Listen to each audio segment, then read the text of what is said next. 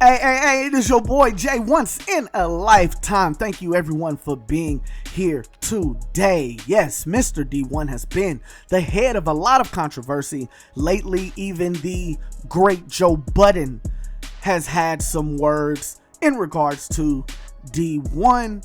So of course you knew that D1 would have an opinion on the recent moment that just happened within hip hop. The historical monument that was placed on hip hop.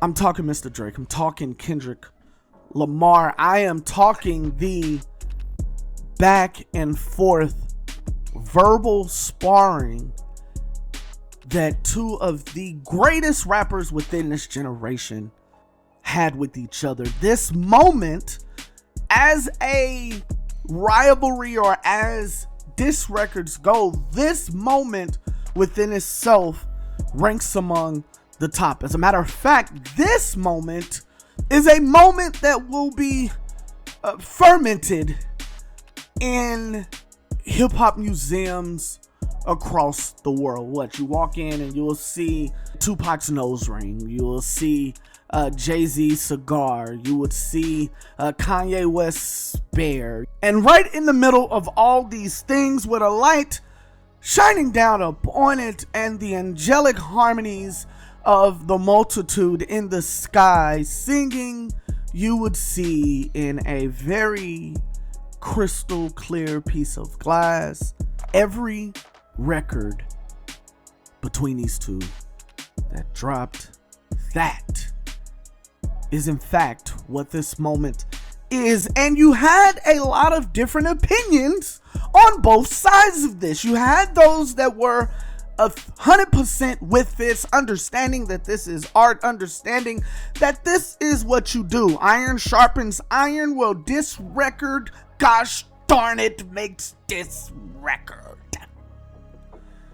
And that's exactly what happened within the situation. So we had people on that side, and we also had people that said, hey, I can see what is going on here. I can see it from a mile away. I have witnessed this before. Countless people have suffered behind things like this. This isn't it.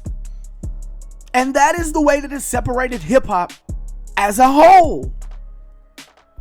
Now that we have gotten to a point that Drake's security guard was shot in a drive-by in front of Drake's mansion, people are now utilizing this moment as an I told you so moment. And why wouldn't they? Right? People were taking this moment and saying that it was, or it had remnants of Pac and Biggie's beef, and neither one of those niggas are here.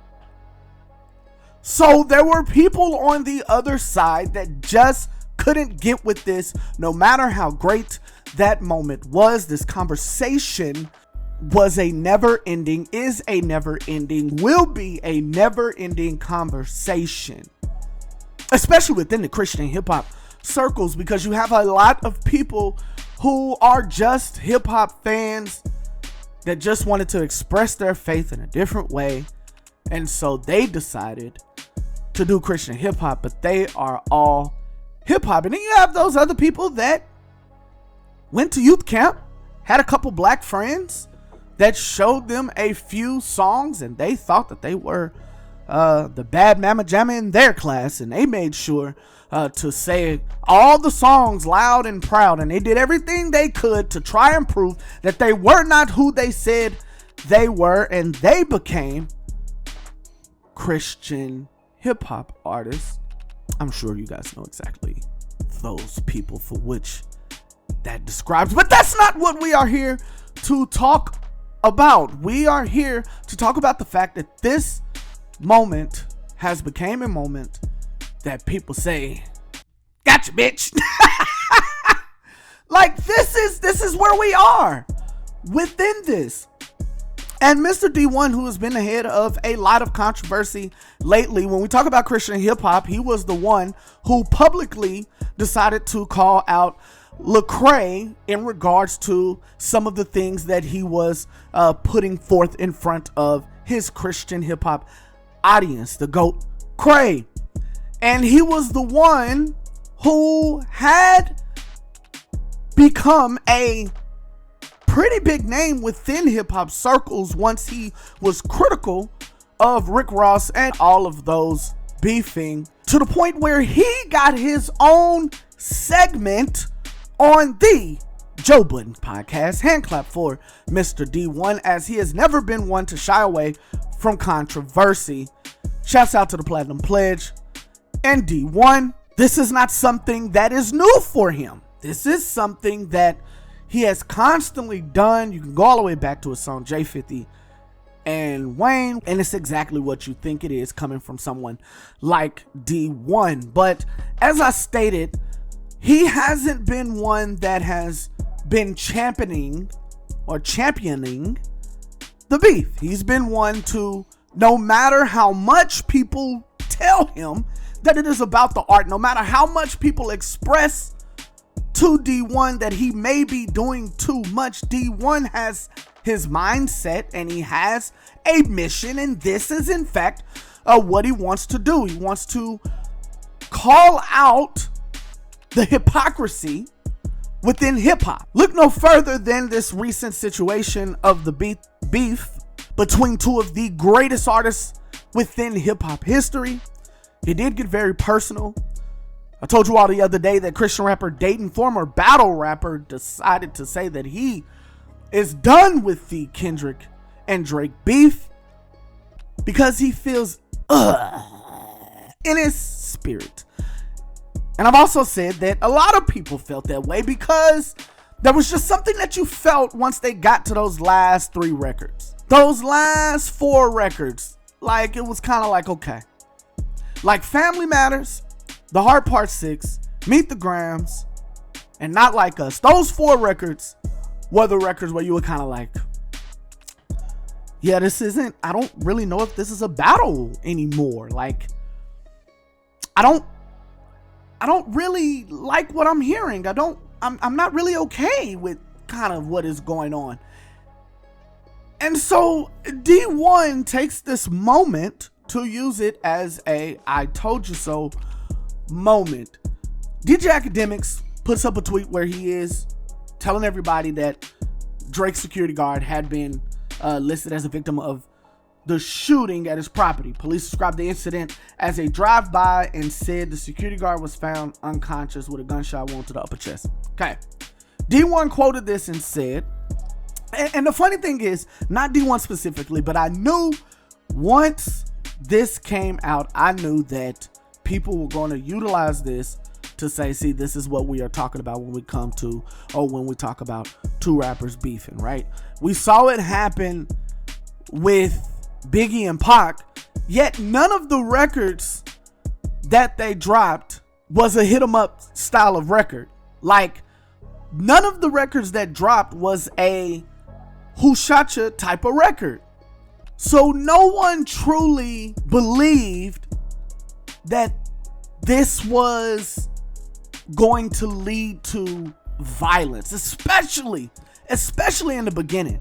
Like, anytime Youngboy dropped, you think when you're listening to his records, especially if there was beef involved, you believe, you feel, you think that this is going to get to a level where someone gets hurt. Like, if you go back and you listen to Mo3's catalog, right? Mo3 was shot and killed, right?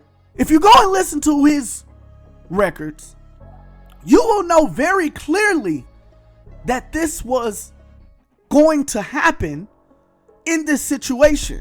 You knew that on a certain record, somebody had just got and this is the record that they putting out saying that they about to come and get you, that they about to come and retaliate, that they just retaliated because of what you did. Like, these were the records that were coming out. But when Drake and Kendrick was dropping, you didn't feel that was going to happen. People still said, hey, it's art, hey, it's dope, I'm happy that, you know what I'm saying, we was able to get this, yada yada yada. But you never thought that it was going to lead to a moment of violence. So the second that this happened because you still had a side that said, hey, we've been here before. Hey guys, we've seen this. Hey, we're not even talking about the rap beef that has been made huge like this. We're talking about rappers in our own backyard, friends in our own backyard that had small diss records that caused way more damage, right? That's where we're coming from. And everybody else is just like, shut up, sit back, and enjoy the show. So the second that I saw that this happened, I knew that several people would use this moment as a I told you so moment. So D1 quoted the tweet and he says, same influencers and media outlets that champion beef will now say it's going too far. Pay attention. This is cycle. Now look, D1 is basically saying, hey, like, you're the reason for this. Like, this doesn't happen without you doing what you were doing. Like, it's no secret. Academics was like, hey, Kendrick on the clock. It's been 7 days. Kendrick hasn't responded yet. To the point where we all know that he glazes Drake. But to the point where he was like, yo, Drake, you on the clock. Kendrick dropped. Day one without Drake dropping. Some will say that he was a lot of the reason these records kept going. As a matter of fact, Mr. DJ Academics even got his name mentioned in a Kendrick rap. So he is immortalized forever. With him being a huge proponent of this beef, he was the one that knew that Drake was dropping records. He knew when. He knew what. So since we see DJ Academics as a huge proponent of this beef, he would be the one that we would say was kind of pushing the button in regards to the beef, in regards to the additional records that we saw. I'm sure Kendrick already had it calculated out. This goes way back for them two, but DJ Academics put it in front of the world, right? So some would say he would be championing this beef, and D1 says those are the ones that would say it's gone too far and related to the shooting of the security guard. Now look, guys, I get what he's saying. I see it, but I don't think it's fair to blame people who just wanted to enjoy two of the top rappers in streaming history, two of the top rappers in hip hop history, literally two rappers that has birthed what you see within hip hop. Nobody wanted the bloodshed. Like, this is what I didn't get when people kept talking about this when they first started beefing. When J. Cole announced that he wasn't going to, when J. Cole decided he wanted to apologize, he was killed. He was killed for it online. Now, the story goes that apparently he kind of knew what was coming. It says Schoolboy Q actually tipped him off, told him to back away. So Kendrick had his target. Kendrick knew who he wanted to hit. And who knows? Drake probably doesn't respond if Cole doesn't respond first, right? Drake probably doesn't respond if Cole doesn't apologize, right? He probably just let Cole and Kendrick go at it. Maybe, right? Drake gonna see how lucrative it is and he's gonna want some of that, right? But when J. Cole made the decision to like bow out, he was killed for it, and you had a lot of people coming to his defense and saying that all people wanted was bloodshed. That's not what people wanted. People wanted exactly what they got. Up until the shooting part, of course, people got exactly what they got. People looked at Kendrick. First of all, people looked at soft Drake. People looked at very conscious Kendrick and said, hey, this is not going to go nowhere past the booth. It wasn't until they started talking about each other's kids, and as you know, just in life, period, that is a no landing zone. That is a no-go. That is something that we're willing to die for. Like, that is one of the things that you do not do. And so once it got to that moment, That's when people said, okay, now it's too far. Before the bloodshed, that is where people started to draw the line. That is where people started waking up from the hip hop trance. That is where people started realizing, hey, yeah, this might be a little bit deeper than rap. But no one expected it to go there. I would imagine, now I was young, but I would imagine people knew when we talk about the greatest beefs in hip hop history, I would imagine people thought it was going to get to where it got involving Pac and Biggie, especially given Pac's persona, who was a thug according to his persona. I'm not talking about intelligence. I'm not talking about the way he made a difference. I'm not talking about none of that.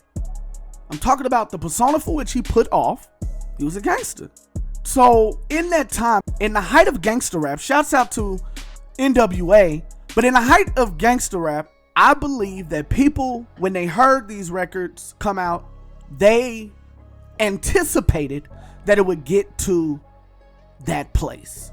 I'm sure that at the time that NWA and Cube was going at it, they expected, because they put gangster rap on the map, they expected or anticipated, especially these people who had real gang ties, they expected it to get past the level that it actually got.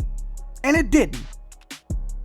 So when we talk about some of the biggest rap beefs in history, we're one for one in that aspect. Yet I would imagine that in these moments and in these times, because of the way their music was presented, because of the way that their personas were presented, they anticipated they would lead to violence. This was not that.